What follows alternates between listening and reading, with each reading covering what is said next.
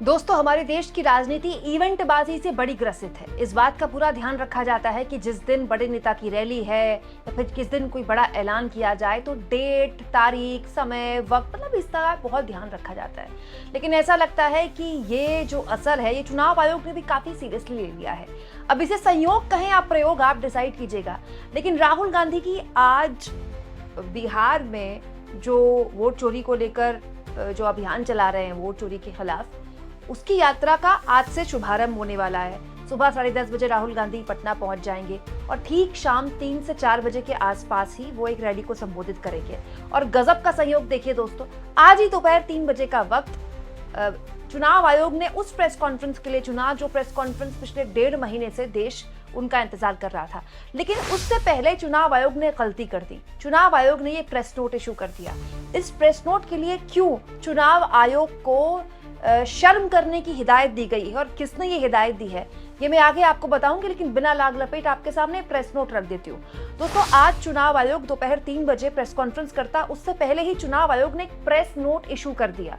या फिर ये कह ले कि इस प्रेस नोट के जरिए इशारों में नहीं, खुलकर चुनाव आयोग ये कह रहा है कि ये जो कुछ भी हो रहा है इसके लिए वो जिम्मेदार नहीं है, इसके लिए पॉलिटिकल पार्टी ही जिम्मेदार है।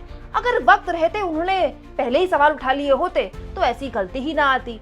दोस्तों, चुनाव आयोग ने पूरी की पूरी प्रेस रिलीज इशू की है, देखिए। हाँ, लेकिन दिलचस्प ये है दोस्तों कि इस प्रेस रिलीज में राहुल गांधी ने आरोप लगाए थे, उस पर ना तो हाँ कहा गया ना तो ना कहा गया। तो क्या इस प्रेस रिलीज के जरिए चुनाव आयोग भी मानता है कि कुछ तो गड़बड़ है? अब इस प्रेस रिलीज में क्या है, जल्दी आपको आसान भाषा में बता देती हूँ। सबसे पहले जो इस प्रेस रिलीज में चुनाव आयोग ने कहा है कि ये जो इलेक्टोरल रोल है वो हमारी लोकतंत्र को मजबूत करता है। दूसरा ये बोला गया है कि ये जो इलेक्टोरल रोल तैयार किया गया है, पॉलिटिकल पार्टीज हर स्टेज में उसके साथ थी। मतलब चुनाव आयोग इस प्रेस रिलीज के जरिए बता रहा है कि जितनी भी पॉलिटिकल पार्टीज हैं, राजनीतिक दल हैं, वो हर स्टेज में उसके साथ थे। वो हर स्टेज में राजनीतिक दल को बता रहा था कि वो क्या कर रहा है। एक और important point, appropriate time and opportunity given to electors and political parties to rectify error. हमने पूरा वक्त दिया पॉलिटिकल पार्टीज को कि वो जो भी समस्याएं थी, जो भी शिकायतें थी, उनको वक्त पर दूर कर लेते। मतलब चुनाव आयोग कह रहा है कि हम तो जो भी कर रहे थे वो पॉलिटिकल पार्टीज को बताकर कर रहे हैं। दोस्तों, इसमें जो सबसे ध्यान देने वाला पॉइंट है वो है पॉइंट नंबर 7। गौर से देखिए चुनाव आयोग क्या कह रहा है। It seems that some political parties and the booth level agents, BLA जो होते हैं वो पॉलिटिकल पार्टीज के एजेंट होते हैं, सब पॉलिटिकल पार्टीज के होते हैं।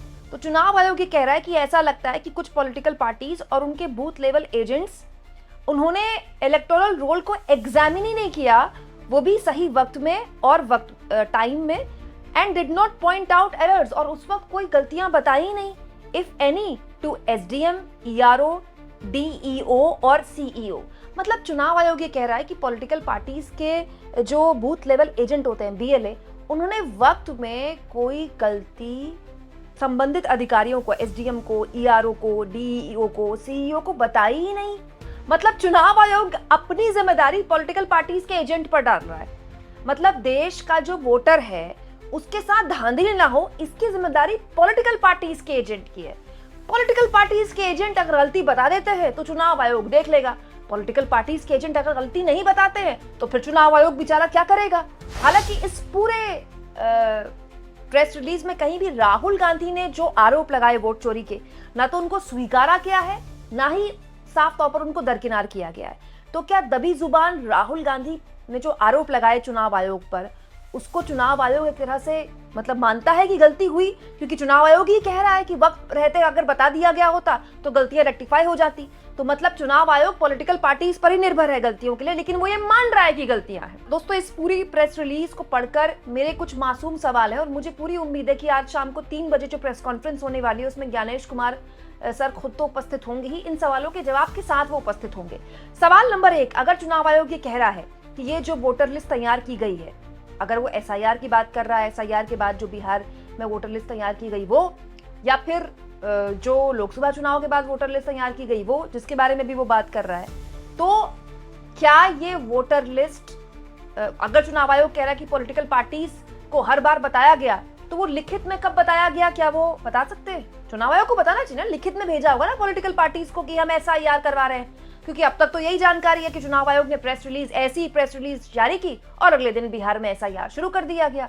तो अगर चुनाव आयोग ने ऐसी कोई प्रक्रिया से पहले पॉलिटिकल पार्टी से बात की है तो लिखित में दिखा दे वो, क्योंकि तमाम दल तो ये कह रहे हैं कि हमसे बात ही नहीं की, हमें बताया ही नहीं। इनफैक्ट एनडीए के सहयोगी भी यही बोल रहे थे कि चुनाव आयोग को ज्ञान ही नहीं है, हमसे पूछा ही नहीं कि ये इस तरह की कोई प्रैक्टिस करे तो क्या दिक्कत होगी। दूसरा दोस्तों, चुनाव आयोग ये बताएगा कि चंद्रबाबू नायडू की पार्टी टीडीपी भी चुनाव आयोग के दफ्तर गई थी, ज्ञानेश कुमार से मिलकर आई थी। बाकायदा फोटो भी ईसीआई ने जारी की थी, मैंने आपको एक खबर भी दिखाई थी। दोस्तों, टीडीपी ने भी यही सवाल उठाए थे कि किसी भी प्रदेश में चुनाव होने के 6 महीने पहले एसआईआर पूरी हो जानी चाहिए। तो क्या चुनाव आयोग उस पर भी बताएगा कि उसके क्या विचार हैं? दूसरा दोस्तों, राहुल गांधी ने जब प्रेस कॉन्फ्रेंस की तो चुनाव आयोग ने उसी प्रेस कॉन्फ्रेंस के बीच में उनसे हलफनामा मांगने के लिए कह दिया। तो अनुराग ठाकुर ने भी प्रेस कॉन्फ्रेंस की, 1 2 नहीं 6 अलग अलग सीटों पर उन्होंने फर्जी वोटों की लिस्ट बता दी। तो अनुराग ठाकुर के पास हलफनामा पहुंचा नहीं पहुंचा, इस पर क्या चुनाव आयोग कुछ बोलेगा? दूसरा दोस्तों, जो पहली एक सूची चुनाव आयोग ने शेयर की है अपनी वेबसाइट में बिहार के बाद, उसमें एक नॉन रिकमेंडेड का भी कैटेगरी है, जिसको योगेंद्र यादव ने प्रमुखता से अपनी वीडियोस में उठाया है। कि नॉन रिकमेंडेड बाय बीएलओ मतलब क्या होता है? भाई कोई मर गया तो आप उसमें डेथ लिखते हैं, या फिर किसी का एड्रेस चेंज हो गया, उसने राज्य छोड़ दिया तो उसमें आप वो लिखते हैं। ये नॉन रिकमेंडेड बाय बीएलओ नाम की कौन सी नई तरह की कैटेगरी है? चुनाव आयोग बताएगा। वहीं चुनाव आयोग की इस प्रेस रिलीज पर गौरव गोगोई ने कहा, तो फिर भारत का चुनाव आयोग एक गंदी मतदाता सूची जारी करता है और राजनीतिक दलों से उम्मीद करता है कि वो इसे साफ करे।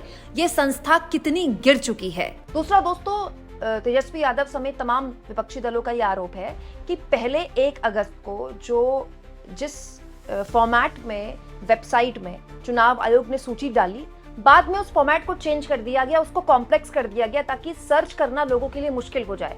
चुनाव आयोग ने ऐसा क्यों किया? और उससे भी अव्वल राहुल गांधी की वोट चोरी के आरोपों को तो बहुत दिन हो गए। चुनाव आयोग आज क्यों प्रेस कॉन्फ्रेंस कर रहा है? क्या सुप्रीम कोर्ट ने चुनाव आयोग से जो 65 लाख मतदाताओं की पूरी सूची जारी करने के लिए कह दिया है, ये उसका दबाव है, या फिर आज राहुल गांधी की यात्रा में मीडिया को डाइवर्जन किया जाए? अब आप तो जानते हैं दोस्तों कि इतनी बड़ी यात्रा है तो मीडिया की मजबूरी हो जाएगी उसको कवर करना, लेकिन उसी वक्त प्रेस कॉन्फ्रेंस बिठाकर किया, ये एक और हेडलाइन मैनेजमेंट होगा। दोस्तों, मैं पूरी उम्मीद करती हूं कि राजीव कुमार की शेरोशायरी नहीं सही, लेकिन इन सवालों के सही जवाब कॉन्क्रीट तरीके से आज मुख्य चुनाव आयुक्त ज्ञानेश कुमार जरूर रखेंगे। लेकिन उससे पहले ही इस प्रेस रिलीज को आड़े हाथों लिया है कांग्रेस पार्टी ने। केसी वेणुगोपाल ने इस प्रेस रिलीज के जरिए कहा है कि चुनाव आयोग खुली बेशर्मी पर आ चुका है। केसी वेणुगोपाल ने कहा, वोट चोरी और बड़े पैमाने पर धांधली के गंभीर आरोपों के बावजूद चुनाव आयोग ने अपनी सारी जिम्मेदारियों से पल्ला झाड़कर बेशर्मी की सारी हदें पार कर दी है। संवैधानिक अधिकारियों से अपेक्षा की जाती है कि वे ईमानदारी की प्रतिमूर्ति बने, न कि लोकतंत्र को नष्ट करके अपने अपराध को छुपाने के लिए अस्पष्ट रूप से तैयार किए गए प्रेस नोटों के पीछे छुपे। मतदान चोरी के बड़े पैमाने और मात्रा को पकड़ने की जिम्मेदारी राजनीतिक दलों और उनके चुनाव घोषणा पत्रों के यानी कि बीएलए पर नहीं डाली जा सकती।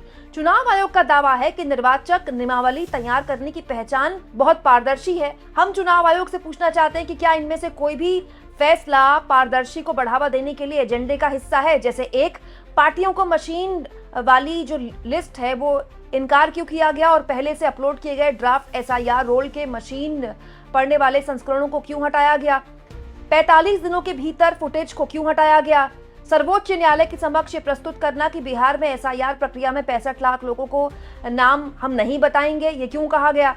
चुनाव आयोग से मिलने के लिए मार्च कर रहे विपक्षी दलों से मिलने से इनकार चुनाव आयोग ने क्यों किया? इस प्रेस नोट के लहजे और भाव से ये संकेत है कि भाजपा नियंत्रित चुनाव आयोग बड़े पैमाने पर चुनाव धांधली के बारे में जनता की गंभीर चिंताओं को दूर करने के लिए कोई कदम नहीं उठाएगा। यदि चुनाव आयोग मतदान सूचियों की जांच का स्वागत करता है तो मुख्य चुनाव आयुक्त और अन्य चुनाव आयोगों को यह स्पष्ट करना होगा कि वो अब भी पार्टियों को जिस तरह से वो वोटर लिस्ट जो कि मशीन से पढ़ी जा सकती है वो दें, और जो फुटेज है जो पार्टियां मांग रही हैं उनको डिलीट ना करें। तो बड़ा सवाल ये है दोस्तों कि ये तो तमाम बड़े सवाल अब कांग्रेस पार्टी ने उठा दिए हैं। तो हम तो पूरी उम्मीद करते हैं कि दोपहर 3 बजे प्रेस कॉन्फ्रेंस में इन सवालों के जवाब मिलेंगे। हमारे जैसे पत्रकारों को बुलाया जाता तो हम ही पूछ लेते, लेकिन दोस्तों हमारे जैसे पत्रकारों की वजह से ही शायद मोदी जी प्रेस कॉन्फ्रेंस नहीं करते, और शायद चुनाव आयोग की प्रेस कॉन्फ्रेंस में भी हमारे जैसे पत्रकारों को नहीं बुलाया जाता।